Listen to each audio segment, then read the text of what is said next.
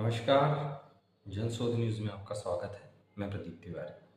मध्य प्रदेश में एक साथ 3 मेडिकल कॉलेज शुरू होने वाले हैं। हालांकि ये घोषणा तो 2018 में ही शिवराज सिंह चौहान के नेतृत्व वाली भाजपा सरकार में हो गए थे। 5 ऐसे कॉलेज उस समय स्वीकृत किए गए थे या कि जिनकी घोषणा की गई थी। ये कॉलेज थे सिवनी, नीमच, मंदसौर, सिंगरौली और श्योपुर में। इन पांचों ही कॉलेज में इस शिक्षा सत्र यानी 2024-25 में प्रवेश प्रारंभ करने की प्रक्रिया करने का निर्णय सरकार ने किया था, मगर इन सभी कॉलेजों में यह प्रक्रिया प्रारंभ नहीं की जा सकती। उसका कारण भवन का कंप्लीट ना होना।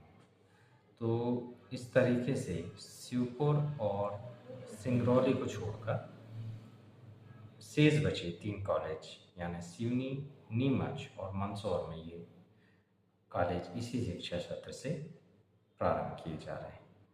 इसमें कवायद और भी की गई थी, मगर वो अभी तक तो सफल नहीं हो पाई थी। मगर बचे हुए 15 दिनों में सरकार ये सारा पेंडिंग काम कर लेगी, ये सरकार का कहना है।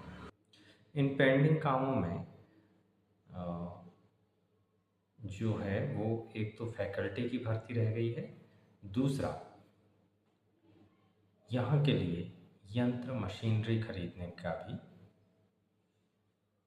अभी काम अधूरा रह गया है। सरकार का कहना है कि वह 15 दिन में यह सब काम कर लेगी। हो भी सकते हैं, कंपनियां तो इसी मोड में काम करती हैं। बस दिक्कत यह है कि सरकारी महकमा इस तरीके से काम करने का आदी नहीं है। तो क्या वह इस स्पीड से, इस रैपिड एक्शन से काम कर पाएगा, यह विचारणीय होगा। और अगर ऐसा हो पाता है, अगर इस रैपिड एक्शन से काम हो पाता है, तो सरकार का भी लोगों के दिल दिमाग में एक अलग प्रभाव पड़ेगा कि गवर्नमेंट सेक्टर और गवर्नमेंट के अधिकारी, प्रशासन के बड़े बड़े अधिकारी जो बड़ी बड़ी पदवी लिए बैठे हैं, कुछ डीन हैं, कुछ आईएएस हैं, कोई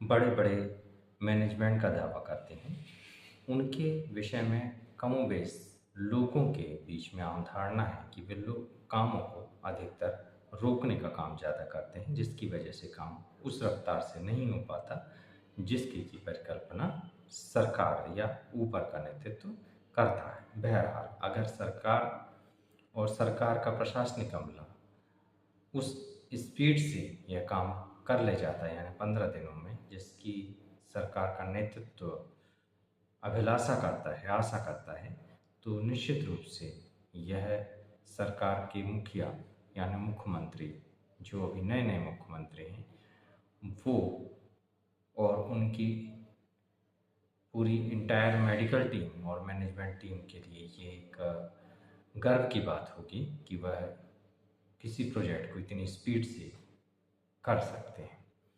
और अगर वो करके बताते हैं तो उनकी प्रदेश में एक अलग तरीके के नेता की छवि भी बन सकेगी। जनशोध ने अपने संपर्क सूत्रों से जब इस विषय में और तफ्तीश की तो पता चला कि यह तीनों ही शिक्षा महाविद्यालय इसी सत्र यानी 2024-25 से प्रारंभ किए जाने की कवायद प्रदेश स्तर पर चल रही है। एक एक कॉलेज में 150 सीटें होंगी, 150 सीटें होंगी, यानी एमबीबीएस की सीटें होंगी। कुल 3 चिकित्सा महाविद्यालय चालू किए जा रहे हैं। 150 इंटू 3 यानी 450, 450, 450 सीटें ऐसी इन 3 जिलों में होंगी, जिन्हें चयन के आधार पर पूर्ण किया जाएगा। साथ ही मध्य प्रदेश सरकार यह आशा लगाए हुए भी है, प्रपोजल भी दिया है कि इन्हें राष्ट्रीय चिकित्सा आयोग यानी ANMC से मान्यता मिल जाएगी। यह खबर इसलिए भी प्रमुख है क्योंकि पहले फैकल्टी के पद भरे नहीं जा सके थे और यह शिक्षा सत्र या इस शिक्षा सत्र से ये प्रवेश हो जाएगा और यह कॉलेज चालू हो जाएंगे, इस पर ही प्रश्न चिन्ह लग गया था। मगर अब लग रहा है कि सत्र इस शिक्षा सत्र से इन कॉलेजों में प्रवेश प्रारंभ हो जाएंगे। यह बैच यानी इस सत्र में चालू हो जाएगा। सरकार ने अब 15 दिनों के अंदर फैकल्टी की भर्ती की प्रक्रिया पूर्ण करने की बात कही है। इसलिए जो पात्र उम्मीदवार हैं, जिन्हें लगता है कि वे इसके लिए पात्र हैं, फैकल्टी के पात्र हैं, तो वे अवसर के नोटिसों में जो आते हैं, रोजगार के लिए जो अवसर हैं, उस तरीके के जो नोटिस निकलते हैं, इन चिकित्सा महाविद्यालयों के लिए उन पर नज़र रखे रहें, तैयारी अपनी करते रहें। शासन स्तर पर इन चिकित्सा महाविद्यालयों के लिए खरीदी की प्रक्रिया भी शुरू कर दी गई है। शासन स्तर पर कहा जा रहा है कि 15 दिनों के अंदर इसे पूर्ण कर लिया जाएगा। मध्य प्रदेश स्तर में जब अधिकारियों से संपर्क किया गया तो उन्होंने कहा कि हम इसको 15 दिन में पूर्ण कर लेंगे। जनशोध ने जब उनसे फिर प्रश्न किया कि क्या आप ये कह रहे हैं कि 15 दिनों में हम पूरी खरीदी की प्रक्रिया पूर्ण कर लेंगे, या आप ये कह रहे हैं कि आप 15 दिनों में प्रक्रिया कर लेंगे,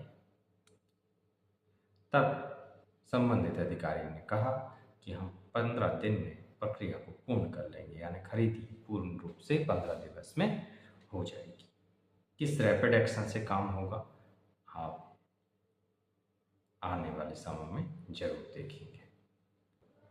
सरकार ने राजगढ़ को छोड़कर बाकी सभी महाविद्यालयों में यानी 4 महाविद्यालयों में इस शिक्षा सत्र में प्रवेश प्रारंभ की प्रक्रिया चालू करने का निर्णय लिया था, मगर फिर सिंगरौली और श्योपुर को छोड़कर बाकी में यानी सिवनी, नीमच और मंदसौर में यह प्रक्रिया प्रारंभ कर दी गई। आशा करते हैं कि बाकी जिलों में भी शीघ्र भवन पूर्ण हो जाएंगे और भर्ती की प्रक्रिया पूर्ण कर वहाँ भी प्रवेश सत्र प्रारंभ किया जाएगा।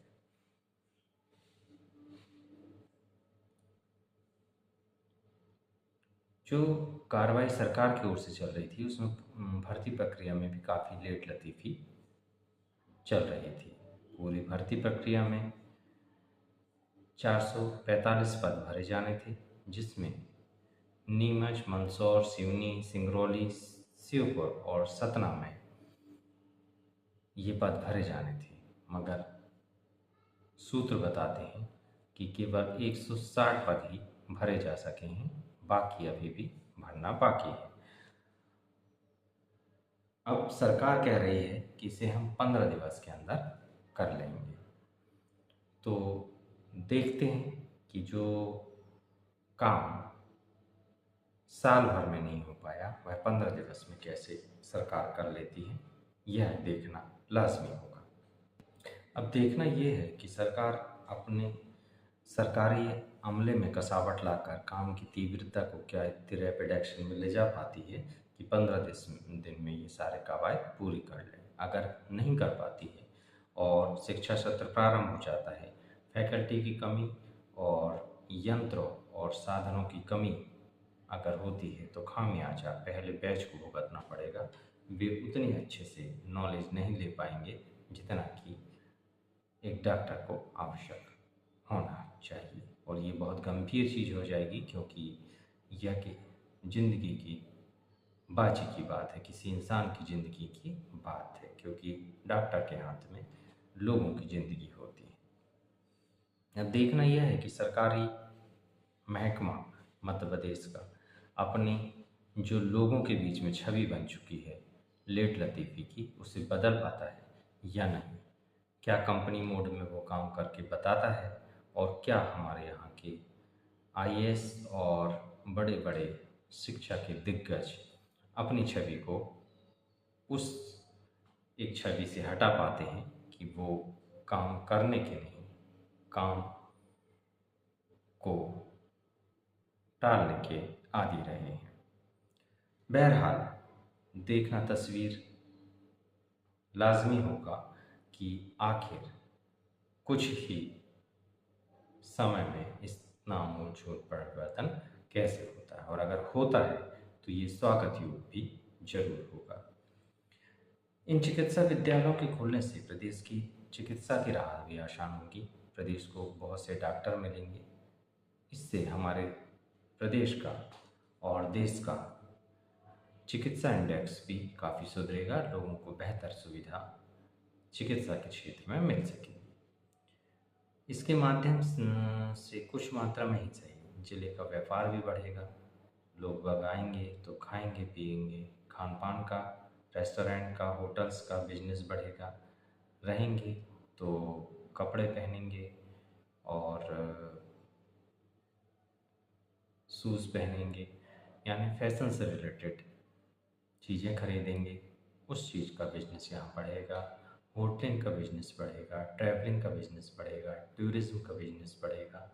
ऐसी बहुत सी गतिविधियाँ हैं जो प्रत्यक्ष और अप्रत्यक्ष रूप से ज़िले में बढ़ेंगी। तो जहाँ जहाँ ये चिकित्सा महाविद्यालय खुल रहे हैं, छोटे ही स्तर में सही, फिलहाल वहाँ पे आर्थिक गतिविधियाँ जरूर बढ़ेंगी और भविष्य में वहाँ पे अधिक बढ़ने की भी संभावना बढ़ जाएगी। जनशोध भी चाहता है कि इस तरीके की विकास की राजनीति चलती रहे। पार्टी कोई हो, सत्ता कोई हो, मगर लोगों के हितों की इस तरीके की बातें रेगुलर चलती रहें, हमेशा आगे बढ़ती रहें। जनशोध हमेशा इस तरीके की गतिविधियों को सहयोग करते आया है और सहयोग करते रहेगा। सरकार को हमारा पूरा समर्थन है।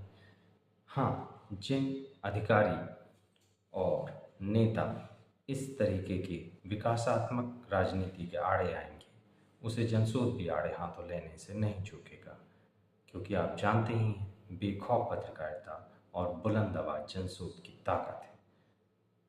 तो बुलंद आवाज़ और बेखौफ पत्रकारिता को चुनना चाहते हैं तो लाइक और सब्सक्राइब करना ना भूलिएगा। देखते रहिए जनशोध। नमस्कार।